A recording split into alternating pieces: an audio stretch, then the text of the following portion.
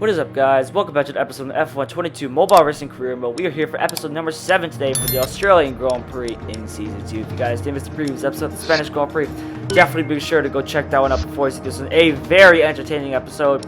As spoiler, if you might have seen that, we got our first victory with Alfa Romeo. What a sight it was to have our first victory here in the series in a car that's not really meant for victories.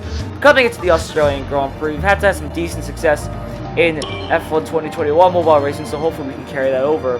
But I'm interested to see how this will go. I don't think this is the updated layout then of the Albert Park circuit. I do wish it was the updated layout because the updated layout is much more flowing and much more quicker. But what can you do? Anyways, ahead of the qualifying order, we got Leclerc, Sainz, Verstappen, Hamilton, Perez, Russell, Ricardo, Norris, Ocon, and Alonso completing the top 10. Bottas again, just outside there in 11th place. But let's see how we do around here, around this Melbourne circuit, the Albert Park circuit for that matter. Come across the line and to start our one and only hot lap down the main straight towards turn 1 here on the 4th gear, taking a nice run through there and getting a good run through there. DRS wide open for the second DRS out, coming towards turn 3 here. This turn is widened and actually a little sharper here, but as we come into the corner, obviously no changes there. So that's a little disappointing, but what can you do? Like I said, coming into this left-hander, now the right-hander here. But then this is where we're really going to start to see the difference between real life and the game as well. As we come towards the start of Section 2, this is a fast right-hander in real life there. But you can see we completely misjudged that, almost lose it, and almost deck it into the wall there. We got so close there as the car spun out, and we nearly hit the wall. Got very lucky there. We didn't DNF and lose our qualifying lap. Purple for the first second here. Coming to this corner, I really couldn't see the apex there. I was just turning in and praying that we didn't get a corner cut, but of course we got a corner cut there. As I come onto this very long left hand. It's not even really much of a turn, to be honest. It's just you gotta nudge the steering wheel ever so slightly, and it's a green second at the 27.29 here. Taking this corner, well, that was a questionable line, I must say. As I think we just cut the corner just a little too much. Just a little too much. Not too much. Just a little bit. Come towards the right-hander here, down in 3rd gear, taking a nice run through there. Using the grass to slow down just a little bit, not too much. Come through the right-hander here and out towards the left-hander, the penultimate corner of this lap, down in 2nd gear, clip that apex, and now we can set off through this last corner here, flat out, and open DRS them down the main straight. It has been the most tidiest of laps, but let's see where this is going to put us for tomorrow's race. Here we go then, across the line. Where's this going to put us? It's going to put us P11 behind both Ferraris, Verstappen, Hamilton, Perez, Russell, Ricardo, Norris, Ocon, and Alonso. So a lot of work then to do for tomorrow's race. Let's go to the grid. So here's the starting grid then for the Australian Grand Prix. Leclerc, Sainz, Verstappen, Hamilton, Perez, Russell, Ricardo, Norris, Ocon, Alonso, us, Bottas, Gasly, Tsunoda, Schumacher, Magnussen, Latifi, Albon, Stroll, and Vettel rounds out the grid. And here we go then to 5 red lights for the Australian Grand Prix. And it's lights out. And away we go. It's a good start from us there as we held on to the question just a little bit longer just to ensure that we don't stall out on the start. And then block up the AlphaTauri up here. Gasly coming towards turn 1. Alonso's trying to make a move on the inside. We're going to go around the outside of both Alpine, and around the outside them of Lando Norris. Made a bit of contact with them. Now fighting then with Daniel Ricciardo, the honey badger, his home race here. Let's see if we can spoil his party.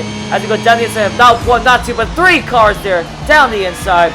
And we move on to P5. Now let's see if we can chase down to the Red Bull of Sergio Perez there as we got up the inside of Hamilton. A good move there, I must say, as the AI were pretty slow into that corner. Coming towards the start of Sector 2 then. This is not a fast right-hander, it's a medium speed right-hander there. Gotta get used to that in this game. Obviously, if you had followed my F1 22 My Team series, you know that we had done episode 3, which was the Australia Grand Prix. If you have not done so, please be sure to go check that series out. That series is a very entertaining series, I must say. And if you guys like to see more F1 content on that specific game, F1 22, definitely be sure to leave a like and subscribe and let me know in the comments down below. Anyways, back to the racing action here through this left and right hander, taking a better line through there, not getting a corner cut penalty and not losing too much time. But you can see that the Red Bulls are just flying away there. They're already 2 seconds ahead of us. Coming to the right hander, you're down to 3rd gear, clip that apex, get a good exit out there.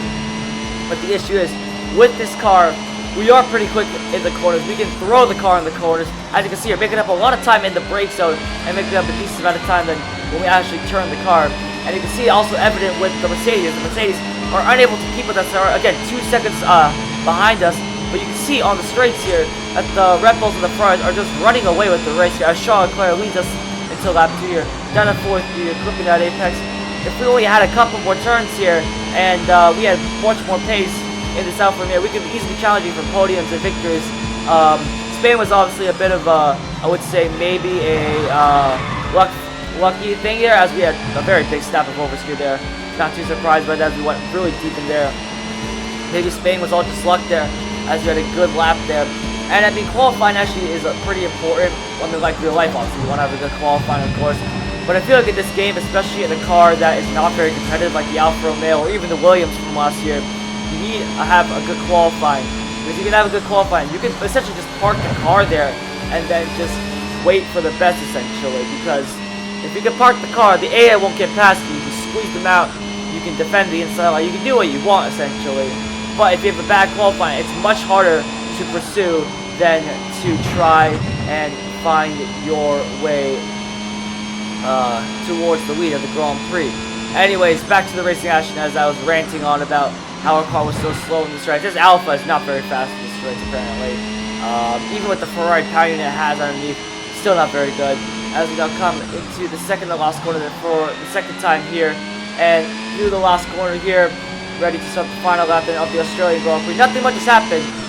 Again, we cannot catch the Red Bulls and the Ferraris, and at the same time, both Mercedes have not been able to try and make a move on us, which is quite unfortunate because they should be trying to make a move here, as technically they are a better car than us, but I mean, who knows. As we start the final lap, we are having the bit between our teeth here and trying to catch Sergio Perez in the Red Bull if possible. Pretty late here, as I must say, but what can you do here? As you can see, again, making up a lot of time there in the corners, but the straights is going to be a massive issue if we come to this right-hander here. Let's see if we can make up any time in the slow to medium speed corners here as we come through this right-hander here, making up a decent amount of time here. We're closing down on Sergio Perez. The gap has come down to about 1.2, 1.3 seconds here, coming towards the tight chicane here, down to second gear, maybe third gear here. Getting a good run through here, though. We are in DRS range at the moment, but then the Red Bull starts to pull away before the DRS detection zone line, and we will knock the DRS then down the next straight here. It would be nice if we had a little boost of speed here, coming through the left, down right-hander here, taking a better line through there, and getting a good run out of there. Charles Leclerc, if he can hold on to this, he's going to take victory here in Australia, just like real life. And I think that's Ferrari of Carlos Sainz. The Ferrari could make it a 1-2 here in Albert Park. Verstappen will lead Sergio Perez down third and fourth place, down under in Australia. We're going to come up then in fifth place, as we are just stuck behind the Red Bull Sergio Perez here. Nothing much you can really do about it. Across the lineup, still a positive P5 for the team as we come behind both Ferraris, both Red Bulls, but ahead of Hamilton, Russell, Ricardo, Norris, and Ocon. Thank you all so much for watching. If you guys enjoyed, definitely be sure to leave a like and subscribe, and I will see you guys in my next video. Goodbye, everyone.